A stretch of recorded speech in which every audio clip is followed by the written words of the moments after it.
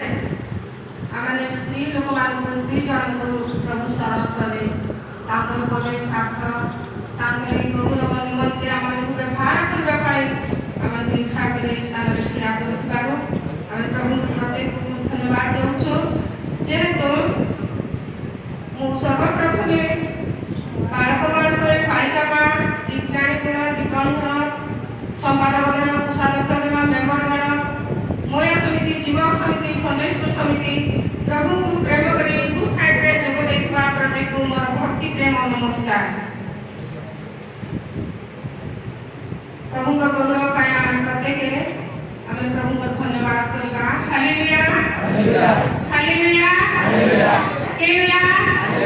Hallelujah hallelujah. Modi मते बालक मासे किछि प्रार्थना करबा हम बात मते बुझिबा।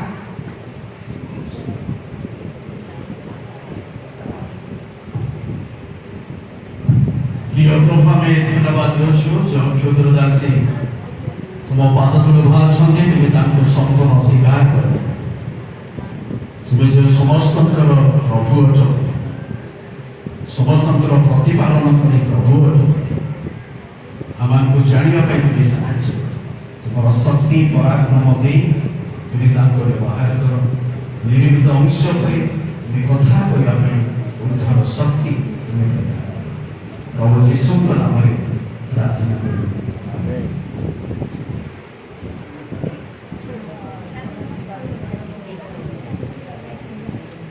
हमने कुछ गीत गाइबा ता होछि न फूलरे यीशु का अतुल्य प्रेम मते मध्य वाक्य मध्य प्रेम विषय शिक्षा देखिबारो मते ए गीत गाइबा पाई चाहूछि प्रभु को गौरव पाई प्रत्येक मिशन ना फूलरे यीशु का अतुल्य प्रेम ना फूलरे यीशु का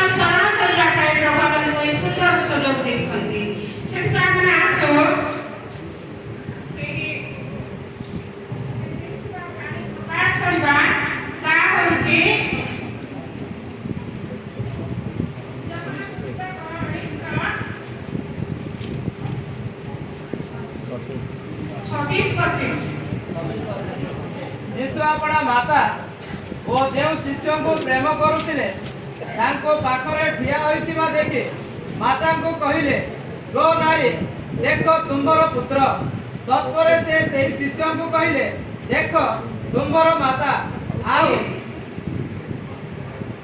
आओ सेही दंडरु सेही शिष्य तांको अपना गृह को घेनी गले। एई समय मैंने देखि पारुछु यीशु क्रूसर यंत्रणा भोगुथिले मध्य से वेदनाग्रस्त होइथिले मध्य आमे सुनिथिलु तांको शरीर मध्यरु रक्त धारा धारा बहुथिले मध्य प्रभु का दयालु परमेश्वर से कोमल हृदय जेतु से आमनको प्रेम करी आमनकर जीवनर दुख समस्या बुझुथिले सेई दिन मरियम व्याख्या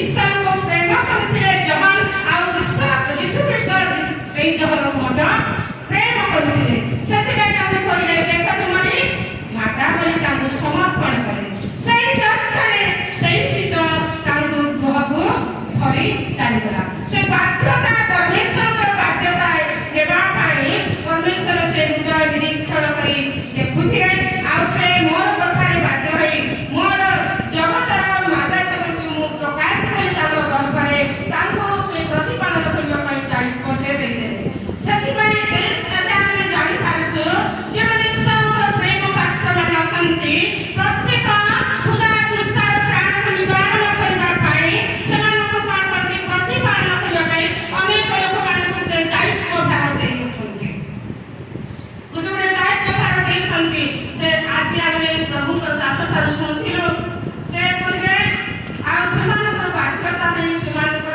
आज्ञा पई जीवन काटिबा पाई आ से दिन आज्ञा पई संतान हेले से शिशु जहन सेति पई तांकर माता को प्रतिपालन करबार आदेश मानि से दक्षिण थरी से को चाली गले से जहन प्रथम पुस्तक 10 रा 8 पद के गले पढ़ी दियो प्रथम पुस्तक 10 रा 8 नूतन नियम का प्रथम पुस्तक 10 रा 8 पीड़ित माननको सुस्थ कर मृत माननको उठाओ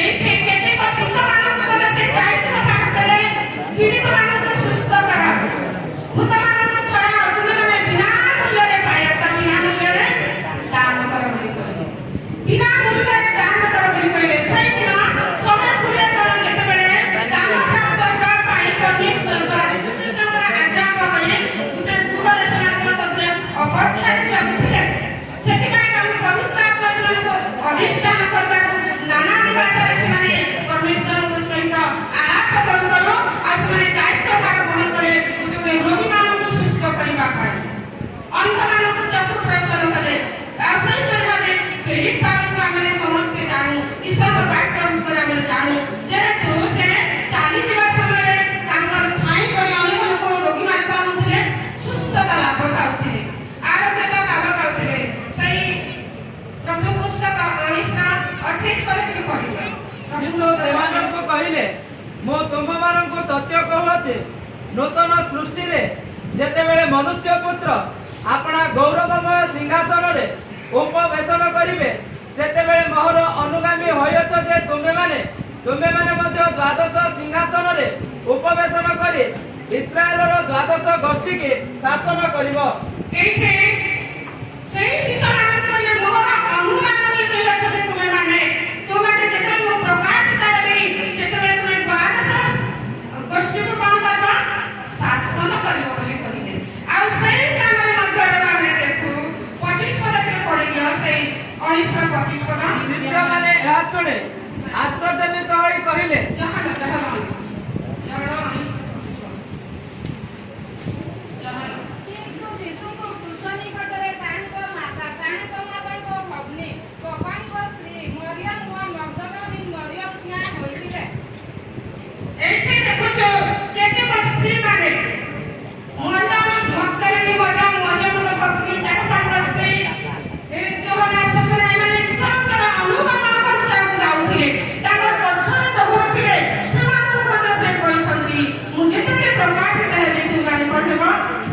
अनेक लोगों शासन करिवो सदा परमेश्वर जी मानको दायित्व के नियुक्त करियो छंगे पृथ्वी मध्यरे लोक मानको सेवा करबा पई कृषा करबा पई पुजित मानको आ हमने देखो जीसा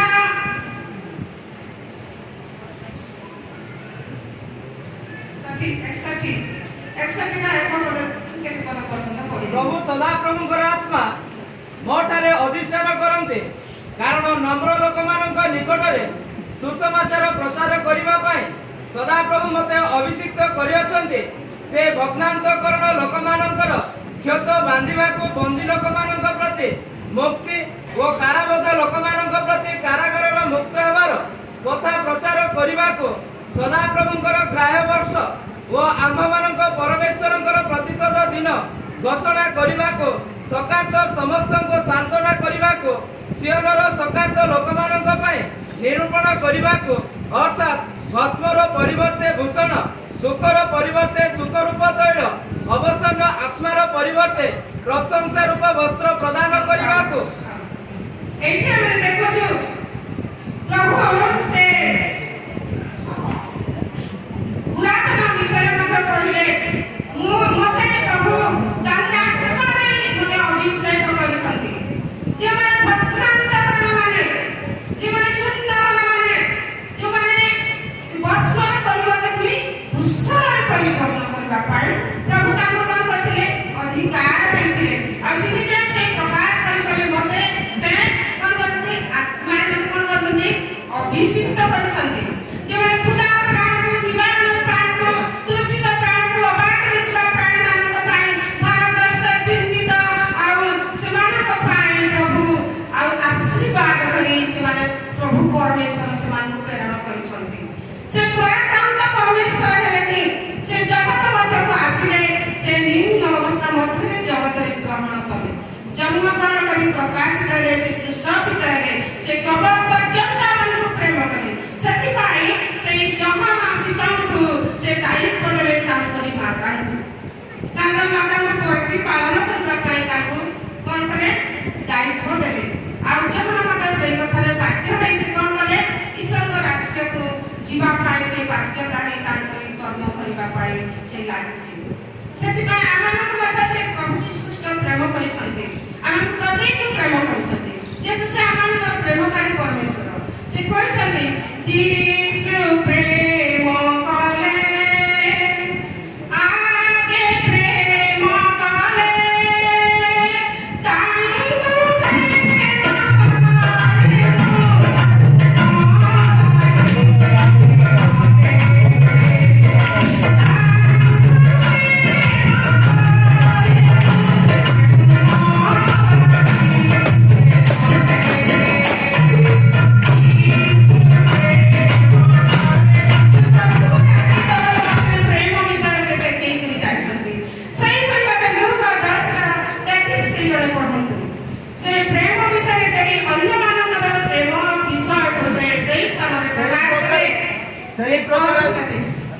ତାଙ୍କୁ ଜଣେ ସମୀରଣିଆ ପଥିକ ତାହା ନିକଟକୁ ଆସି ତାହାକୁ ଦେଖି ଦୟାରେ ବିଗଳିତ ହେଲେ।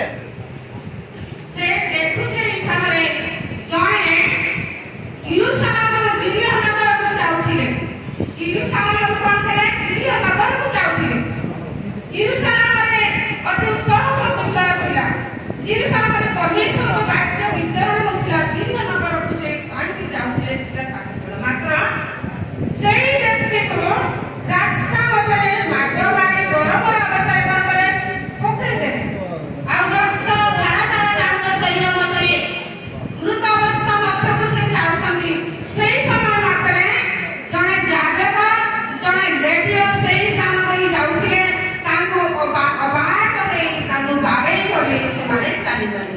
ଜଣେ ସମୁଳିଆ ଯାହାର ଯୋଗ୍ୟ ପୁଣ୍ୟ ନାହିଁ, ସେଇ ସମୁଳିଆ ଆସି ସେଇଦିନ ଦୁଃଖ ନିକଟ କହିଲେ, ପ୍ରଭୁ ଯୀଶୁ ତୁମେ ତ ଜିହୁଦୀୟ ଲୋକ, ମୁଁ ତ ଆପଣଙ୍କ ଠାରେ ମୁଁ ପାଣି ଦେବାର ଯୋଗ୍ୟ ନାହିଁ, ତୁମେ କିପରି ଜିହୁଦୀ ଲୋକ ହୋଇ ପାଣି ପିଇବ? ସେହିପରି ମନେ କରିବା ଜିହୁଦୀ ତାଙ୍କୁ କ'ଣ କଲେ? କ୍ଷେତ ଦାଗ ମଧ୍ୟରେ ସେଇ ଦ୍ରାକ୍ଷାରସ ଖାଇ ସେ ସମସ୍ତ ବିଷୟରେ ଆଣିକି ତାଙ୍କୁ କ୍ରାନ୍ତଶାଳାକୁ ନେଇ ପ୍ରତିପାଳନ କରିବା ପାଇଁ ତାଙ୍କୁ ଛାଡ଼ିଦେଲେ।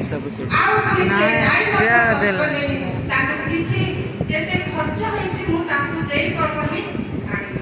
ଯୀଶୁ ଯାଇଛନ୍ତି ନିଶ୍ଚିତ ସତ୍ୟ କଥା ସେ ପ୍ରତିପାଳନ କରିଅଛନ୍ତି। ସେ ଆମମାନଙ୍କୁ ପ୍ରେମ କରିଅଛନ୍ତି, ଆମମାନଙ୍କ ପାଇଁ କୃଷକ ହେଇଛନ୍ତି, ତୋଡ଼ା ପ୍ରଭାବିତ ହେଇଛନ୍ତି। ଆମେ ଶୁଣିଥିଲୁ, ଆମେ ଦେଖୁଛୁ ଯୀଶୁ ଖ୍ରୀଷ୍ଟ କି ପ୍ରକାର ଭାବେ ଆମମାନଙ୍କୁ ସେ ପଥ ଦେଖେଇ ଦେଇଛନ୍ତି।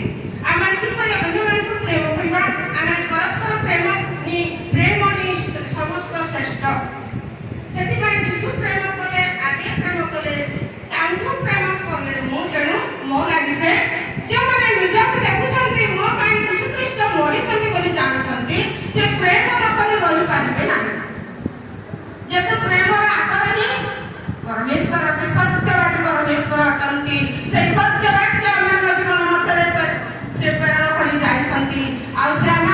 ପ୍ରତିପାଳନ କରିବା ପାଇଁ ସେ ଯେତେବେଳେ ପ୍ରକାଶିତ ହେବେ ଆମମାନଙ୍କୁ ଅନ୍ୟମାନଙ୍କୁ ଶାସନ କରିବା ପାଇଁ ସେ ଅଧିକାର ଦେବେ। ସେଇଦିନ ଶିଶୁମାନଙ୍କୁ ଏଇ କଥା ସେ କହି ଯାଇଛନ୍ତି। ତାଙ୍କର ପ୍ରତିଜ୍ଞା ବାକ୍ୟ ଆମମାନଙ୍କୁ ପ୍ରେମ କରିଅଛି।